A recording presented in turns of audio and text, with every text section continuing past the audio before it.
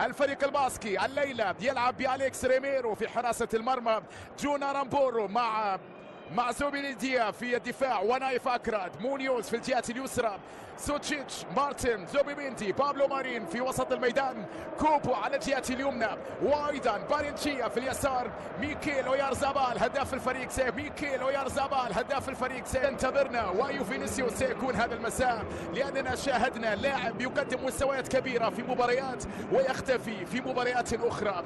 قبل انطلاقة اللقاء سيكون هنالك دقيقة صمت نحن وإياكم هنا في ملعب سانتياغو برنابيو، وبعد غياب طويل وعدم انتظام في المشاركات بالنسبة لألابا يلعب أساسيا في قائمة ريال مدريد في أحداث هذه المباراة.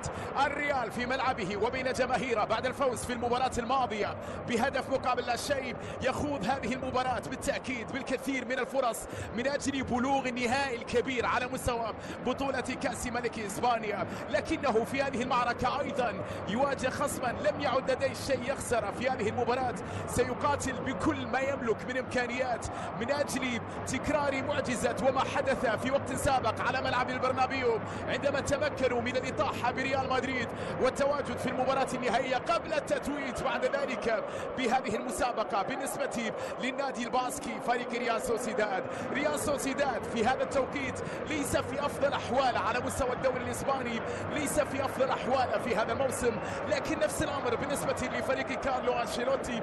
ريال مدريد في أوقات عديدة كان يقدم مباريات كبيرة، في أوقات أخرى الوضع لا يكون بالصورة المتوقعة، وبالتالي فإن ريال مدريد جعل بعض الشكوك حول موسمه وما إذا كان قادرا على أن يتوج بالبطولة المفضلة دوري أبطال أوروبا، ودائما هي الخيار الأول، وأيضا التتويج بلقب بطولة الدوري الإسباني، ثم هنالك هذه المسابقة الملكية. ولا تنسى الاستعداد من أجل مونديال الأندية. كرة إلى فالفيردي في وسط الميدان، تغطية والتدخل، التغطية من جانب عناصر ريال سوسيداد، ثم العودة بعد ذلك إلى أليكس ريميرو حارس مرمى فريق ريال سوسيداد. بالتأكيد دائما ما كانت أجواء ملعب سانتياغو برنابيو لا مثيل لها من حيث الحضور الجماهيري الكبير ومن حيث المباريات الكبيرة التي تلعب في هذا الميدان، بالتأكيد في وجود ريال مدريد. ولكن ماذا عن سوسيداد الليلة؟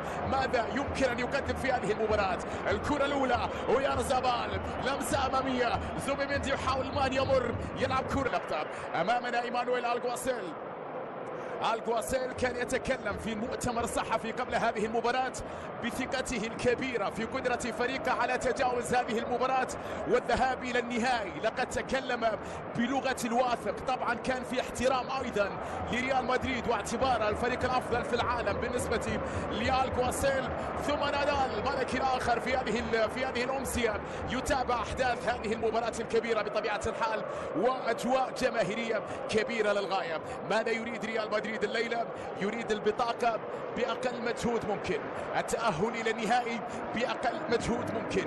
إذا حدث ذلك، إذا كان في بعض المعمعة بعض المشاكل، كيليان الليلة على دكة البدلاء. اللمسة في وسط الميدان، تعود الكرة لعناصر الريال سوسيداد، محاولة من جانب مارتن، زوبيميندي للجهة اليمنى، محاولة لمصلحة كوبو الجناح الياباني. طبعا امتداد للعديد من اللاعبين اللي تكونوا في الريال ولعبوا بعد ذلك بعض المباريات القليلة، ثم الانتقال إلى سوسيداد، من بينهم هذا كوبو. ويارزابال هو الآخر هداف فريق سوسيداد هذا الموسم. تصل كرة إلى مونيوز، تدخل من جانب رودريغو، الحكم يحتسب خطأ لمصلحة رودريغو ولمصلحة ريال مدريد. تدخل في اللقطة الماضية، الكرة فيها خطأ يحتسب الحكم مونيها، وبالتالي كرة تصل بعد ذلك لألابا، لمسة في الجهة اليسرى. الليلة بيرينغهام يأخذ الحرية الكاملة في وسط الميدان، الليلة اندريك في قلب الهجوم، وبالتأكيد فإن رودريغو على الجهة اليمنى كجناح أيمن، فيني في اليسار. كرة لفيديريكو، دائما تتساءل عن المكان اللي يلعب فيه فيديريكو فالفيردي في وسط الميدان، كظهير أيمن، كلاعب ارتكاز، كجناح في أكثر من مكان. كرة تصل مرة أخرى لمصلحة كامافينجا، أو آسف عند فيني.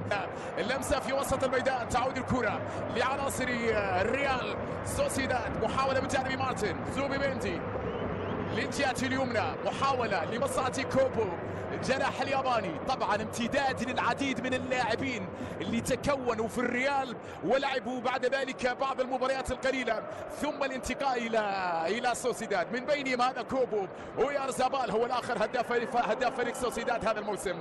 تصل كرة الى مونيوز، تدخل من جانب رودريغو، الحكم يحتسب خطأ لمصلحة رودريغو ولمصلحة ريال مدريد. تدخل في اللقطة الماضية، الكرة فيها خطأ يحتسب الحكم مونيها، وبالتالي كرة تصل بعد ذلك لألابا، لمسة في الجهة اليسرى. الليلة بيرينغهام ياخذ الحرية الكاملة في وسط الميدان، الليلة اندريك في قلب الهجوم، وبالتأكيد فإن رودريغو على الجهة اليمنى كجناح أيمن، فيني في اليسار.